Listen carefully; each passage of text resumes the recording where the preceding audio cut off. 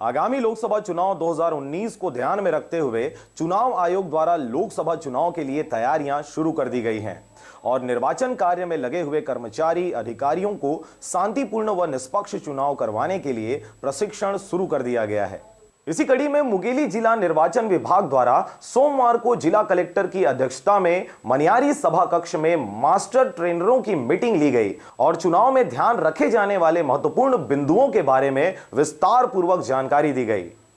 निर्वाचन आप सभी लोगों को मालूम है कि आने वाले समय में लोकसभा निर्वाचन प्रस्तावित है, तो उसके लिए जो निर्वाचन आयोग से जो भी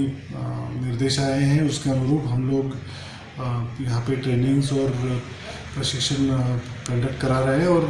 आने वाले समय में एक शांतिपूर्ण तरीके से निर्वाचन संपन्न हो, इसके लिए हम लोगों का प्रिपरेशन। Bureau report, RJ रमजाजर।